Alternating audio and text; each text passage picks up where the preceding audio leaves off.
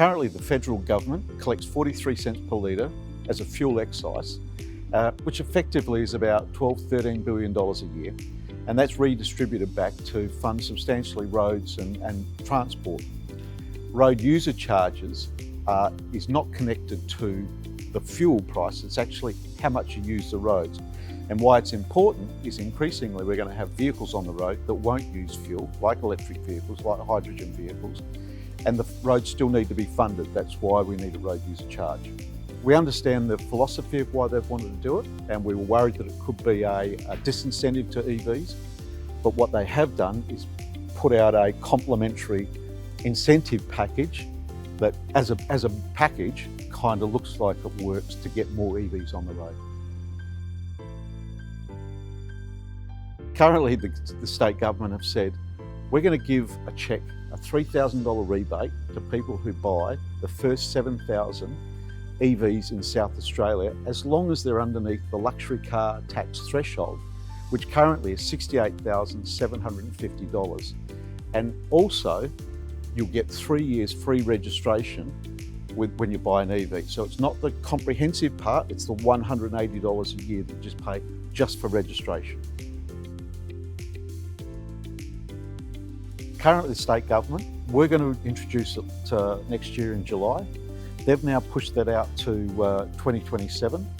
There's 2 election cycles in that, and we're already seeing the opposition and other parties come out saying that they would look to abolish it if they become power. So there's still some politics to play out in the South Australian context. But at the end of the day, we've got to look at a different way of funding roads.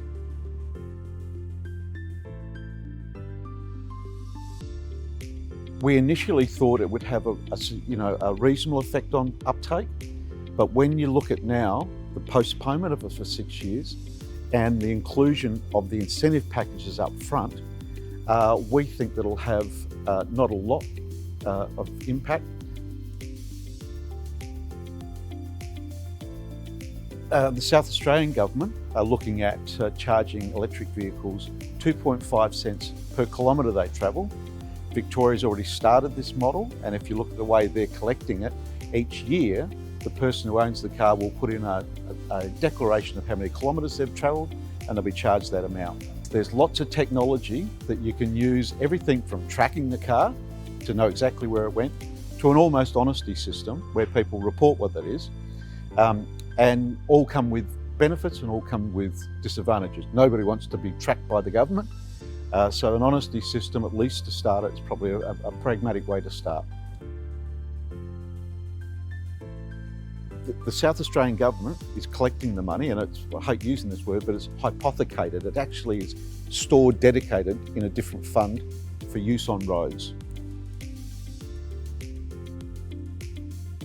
RIA has been advocating for a lot of these changes, and we're leading by example as well. We're starting to electrify our fleet by bringing electric vehicles into our fleet, and progressively, as we can get them to do all the jobs we need to do, we'll be doing that.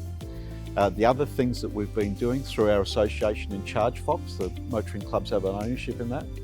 And we're also having a look at our car subscription program. We've already put 1 EV into that, and we've also our car share, the FlexiCar program. We've got 1 electric vehicle in there, and there'll be more coming.